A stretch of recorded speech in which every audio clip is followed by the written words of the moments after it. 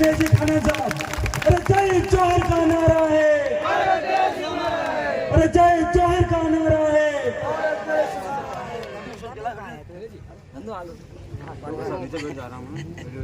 सबसे पहले तो 2-3 नारे लगाना। वैसे आप में काफी जोश है और गजब का उमंग है।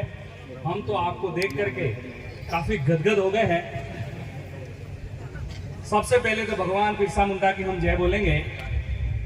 आज का कार्यक्रम जिनके उपलक्ष्य में रखा है उनको हम सबसे पहले याद करेंगे। बोलिए भगवान बिरसा मुंडा की एक तीर एक कमान, आदिवासी एक समान, जय जोहार का नारा है, भारत देश हमारा है, हमारा एक है। सबसे पहले कुंभलगढ़ की इस धरती पर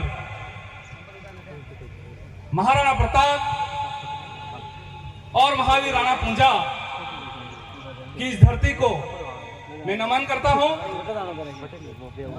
और इस गांव के आप सभी भाइयों बहनों माताओं वडीलों हर का गड्ढा गमेती युवा साथियों प्यारे बच्चों आप सभी को नमन करते हुए मैं मेरी बात की शुरुआत करता हूं। हमारे साथ पधारे हैं डॉक्टर राम मीणा उदयपुर से बबीता जी कश्यप जो डूंगरपुर बिल प्रदेश की रानी है, बहु रानी है और झारखंड के रहने वाले हैं। हमारे साथ डूंगरपुर के हीरालाल जी खरोड़िया मेरे मित्र, साथ ही प्रसून जी मसार, भाई शंकरलाल जी घाटेला और भी मेरे मित्र जो हमारे साथ आए हैं। आपका भी इस मंच पर बहुत बहुत स्वागत और अभिनंदन। सबसे पहले तो हम माफी चाहेंगे, बहुत दूर से आ रहे हैं। हमने सोचा पास में ही होगा लेकिन अंदर से बहुत दूर निकला। मैंने कहा हाईवे के पास में होगा तो हम पहुंच जाएंगे 1 बजे के आसपास, लेकिन फिर भी आपने जो एक धैर्य बनाए रखा है हमको सुनने के लिए, आप इतनी देर से सुबह से यहाँ बैठे हैं, तो आप सबको हम नमन करते हैं, बहुत बहुत धन्यवाद देते हैं, आप सबका जोहार और अभिनंदन करते हैं।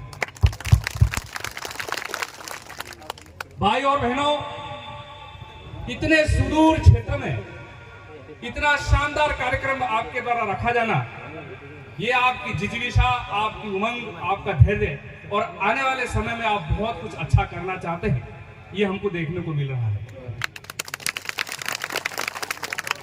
जैसा कि अभी हम सुनते हुए आ रहे थे कि यह अनुसूचित क्षेत्र में शामिल इलाका नहीं है। जैसा कि अभी 2 साल पहले एक अधिसूचना गजट नोटिफिकेशन और भी आया था केंद्र सरकार का, उसमें पाली के, उदयपुर के और राजसमंद के कुछ गांव उसमें शामिल किए हैं, लेकिन शायद ये इलाका उसमें शामिल है या नहीं है वो उस गजट नोटिफिकेशन में देखना पड़ेगा। 5 ही पंचायतें उसमें ही आता है क्या? आ रहा है? चलो ठीक है, बहुत अच्छी बात है कि आपको टीएसपी में शामिल किया है, ट्राइबल सब प्लान बोलते हैं जिसको, लेकिन उसका वास्तविक नाम शेड्यूल एरिया है। क्या है? शेड्यूल एरिया, अनुसूचित क्षेत्र है। आपको शामिल किया गया है तो आप भी हमारे साथ हैं, और जिन्हें शामिल नहीं किया गया है उनको भी बहुत जल्द शामिल करवाएंगे। पिछले 10 सालों का संघर्ष है, कई सारे हमने यहाँ से ज्ञापन दिए हैं, सरकारों से सीधी वार्ता की है, उसका यह परिणाम है कि कुछ क्षेत्र शामिल किए हैं, कुछ क्षेत्र अभी रह गए। भाई और बहनों, हम सब एक ही हैं। जैसा कि अबू वाका कह रहे थे ना, एक तीर एक कमान, सभी आदिवासी एक समान। और हम सभी जो आदिवासियों के बहुत बड़े बड़े समुदाय हैं इस देश के अंदर, और उसमें से हमारे बीच में उरांव समुदाय जो बहुत बड़ा समुदाय है, उनका प्रतिनिधित्व बबीता जी कश्यप कर रहे हैं। भील समुदाय, मेरा समुदाय, उरांव, माझी, संथाल हो, पता नहीं कितने कितने बहुत बड़े बड़े समुदाय है इस देश के अंदर, बहुत प्राचीन समुदाय है। दोस्तों, जैसा कि 5वीं अनुसूची की बात चली है, तो 5वीं अनुसूची में आपका इलाका शामिल है। लेकिन इससे पहले हमें समझना होगा कि 5वीं अनुसूची क्या है, 5वीं अनुसूची का कंसेप्ट कहां से आया, वो हमें समझना होगा।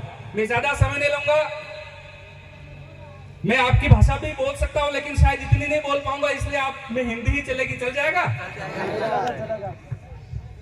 कहते हैं कि आदिवासी ये मानता है, सबसे पहले तो आदिवासी धर्मपूर्वी है। क्या है? धर्मपूर्वी है। जब इस दुनिया में किसी भी धर्मों का आविर्भाव नहीं हुआ था, कोई भी धर्म मानव निर्मित धर्म नहीं बने थे, उससे पहले ये आदिवासी इस दुनिया में रह रहा है। और कहा जाता है कि जितनी पर्वतमालाएं बनी हैं, अगर हमारे देश की बात करें तो सतपुड़ा और विंध्याचल से लेकर के अरावली पर्वतमाला जो सबसे प्राचीन पर्वतमाला है, उन पर्वतमालाओं के पहले वंशज जो वहां पैदा हुए हैं वो भील और गोंड समुदाय हैं। साथ ही साथ जितने भी आदिवासियों के समुदाय हैं वो प्राचीन गलित पर्वतमालाओं से पहला मानव वंशज वो भीलों का है, आदिवासियों का है। इसलिए कहते हैं कि जय जोहार का नारा है, भारत देश हमारा है, पहले वारिस हम हैं। इसलिए कहते हैं real honour of India. Tribal को क्या कहते हैं? Real honour of India. इस देश का पहला वारिस, इस देश में रहने वाला, इस देश में ही जन्मा, इस देश में ही मरा। आदिवासी ना तो कहीं से आया है ना कहीं गया है, वो यही जन्मा है और यही मरेगा। जो आदिवासी है, जो प्राचीन समुदाय में रहने वाला, जो ट्राइबल है, वो उस देश का पहला मूल निवासी है, वो वहीं का रहने वाला है। वो ना तो उस देश से किसी और देश में गया है, ना कि दूसरे देश से इस देश में आया है। इस बात को समझने की बहुत जरूरत है। जब हम इस देश के मूल मालिक हैं, इसके बावजूद भी हमारी ऐसी स्थिति क्यों है, ये बहुत ही सोचने का विषय है। ये एक बहुत बड़ी विडंबना है दोस्तों। कहते हैं कि जब अंग्रेज देश में आए थे तो उन्होंने इस देश के तमाम समुदायों का अध्ययन किया था और पूरी स्टडी करने के बाद पता चला कि भील और आदिवासी समुदाय ऐसा है जो हमको यहां टिकने नहीं दे रहा है। कहते हैं राजा रजवाड़ों और महाराजाओं ने संधियां कर ली, अपने अपने मतलब उन्होंने संधियां करके उनसे समझौता कर लिए, लेकिन आदिवासी समुदाय ने कभी भी किसी से भी समझौता नहीं किया। चाहे इस देश के अंदर सबसे पहले कोई वैदिक आर्य आए हो, या इसके बाद आने वाले कोई भूगोल आए हो, या अंग्रेज आए हो, वो अपनी जमीन पर अपने हिसाब से अपने कल्चर, अपनी बोली, अपनी टेरिटरी, अपना पहनावा है ना, अपना रहवास, उसके आधार पर जैसे हैं वैसे रहते आए हैं। इसलिए सीधा सामना किया था अंग्रेजों ने, अंग्रेजों से आदिवासियों ने। इसलिए आदिवासियों ने फिर पहचान की कि इस देश के अंदर सीधा हमसे कोई लड़ने वाला नहीं मिला, लेकिन पहली ऐसी कम्युनिटी मिली जिनके पास कुछ भी नहीं है, इसके बाद भी सीधा हमसे टक्कर ले रहा है। फिर उन्होंने अनुसंधान किया, पता लगाया कि ये लोग अपनी जमीन को छोड़ना नहीं चाहते। आप कितना भी आपको इनको प्रताड़ित कर लो, लेकिन ये अपनी जमीन को छोड़कर जाना नहीं चाहते। इससे ये लगता है कि जमीन का सीधा संबंध और जमीन का सीधा वास्ता आदिवासियों का इस धरती से है, इस देश से है। झारखंड की बहू बैठी हुई है, वहीं के सिद्धू कान्हू, ये ज्यादा जानते हैं मेरे से। 1855 के अंदर इस देश का पहला स्वतंत्रता संग्राम हुआ था। हमें 1857 बताया जाता है। क्या बताया जाता है? 1857 बताया जाता है, लेकिन 1855 में इस देश की आजादी की पहली लड़ाई हुई थी सिद्धू और कान्हू के नेतृत्व में, और उसे कहते हैं संथाल विद्रोह। क्या कहते हैं? संथाल विद्रोह। और उसी संथाल विद्रोह, झारखंड के रहने वाले छोटे छोटे भाई बहन मात्र 10-10, 12-15 साल की आयु में वो अंग्रेजों से लड़ते हुए शहीद हो गए। और उन्होंने लड़ते हुए उस समय में एसपीटी और सीएनटी, छोटा नागपुर टेंडेंसी एक्ट और संथाल परगना टेंडेंसी एक्ट, दो ऐसे कानून इस पूरे देश के अंदर लागू करवाए। वो थे संथाल विद्रोह के सिद्धू कान्हू, और उसी को कहते हैं 5वीं अनुसूची। अंग्रेजों से लड़ते हुए हमारे पुरखों ने हमारे लिए ये जमीन बचाई है। जैसा हमारे यहाँ डूंगरपुर, बांसवाड़ा, प्रतापगढ़, उदयपुर और ये आपका जो कुछ क्षेत्र शामिल हुआ है और सिरोही का इलाका, ये 5वीं अनुसूची आदिवासियों के लिए रिजर्व इलाका है। यहाँ का जल जंगल जमीन पे 100% अधिकार आदिवासियों का है। यहाँ तक नौकरियों में भी रिजर्वेशन 244(1) की भावना के आधार पर।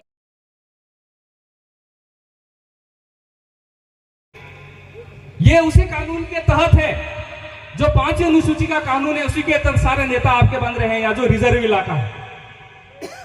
लेकिन रिजर्व इलाके से लड़के जाने के बाद आपकी लड़ाई कोई लड़ नहीं रहा है। कोई भी नेता नहीं चाहता कि विधानसभा में आदिवासियों की आवाज उठे, लोकसभा में आदिवासियों की आवाज उठे। तभी तो नहीं बोल रहे बोमड़े में बैठे कि नहीं बैठे। लेकिन हमने जगा दिया डूंगरपुर में, 2 MLA निकाल दिए और अभी सारे निकालेंगे। ये ताकत आदिवासियों में आ गई है। तो दोस्तों, वहां से लड़ाई 1855 से शुरू हुई है। लड़ाई तो बहुत समय से पहले शुरू हो गई। हरिये कामटन धोनी लाइन पर से लड़िया। धीरे धीरे फिर 1900 के आसपास समय आता है, 1875 के आसपास का समय। उस समय महामानव क्रांतिस्वरीय भगवान बिरसा मुंडा का जन्म होता है। आज के दिन संथाल विद्रोह की अधूरी लड़ाई बिरसा मुंडा ने शुरू की और उन्होंने अंग्रेजों से लड़ते हुए मात्र 25 साल की आयु में शहीद हो गए। वो आपके सामने है भगवान बिरसा मुंडा, जिन्हें भारत में नहीं अपितु पूरी दुनिया में क्रांतिस्वरीय महामानव भगवान बिरसा मुंडा के नाम से जाना जाता है। इन्होंने कहा था कि हम घास की तरह हैं, आप जितना काटोगे उतना उगेंगे। ये भगवान बिरसा मुंडा के बोल हैं। मात्र 25 वर्ष की आयु में, छोटी आयु में ये शहीद हो गए। ये किनके लिए लड़े? अपने वास्ते लड़िया। 1909 का काश्तकारी अधिनियम, ऐसे ऐसे कई सारे जो कानून हमारे सुरक्षा के लिए, हमारी जल जंगल जमीन के लिए, आदिवासियों के संरक्षण के लिए जो कानून बाद में पास हुए, जो आज आपकी जो खेती जमीन को आप जोत रहे हैं, आपकी जमीन आप किसी को ट्रांसफर नहीं कर सकते, आपकी जमीन कोई आसानी से नहीं ले सकता, किसी गैर आदिवासियों के नाम आसानी से नहीं होती है। और सुप्रीम कोर्ट तो कहता है कि इस इलाके के अंदर 1 इंच भी जमीन आदिवासियों के अलावा किसी की नहीं है। ये ऐसे कई जजमेंट आ चुके हैं सुप्रीम कोर्ट के, वो सब बिरसा मुंडा जैसे महामानवों की, तिलका मांझी, टांटिया मामा जैसे महामानवों की वजह से है। तो ये हमें समझना होगा, ये हमको जानना होगा। आज हम आपको जगाने के लिए आए हैं, आपके अधिकारों को जानना होगा। ऐसे ऐसे बहुत सारे अधिकार हैं।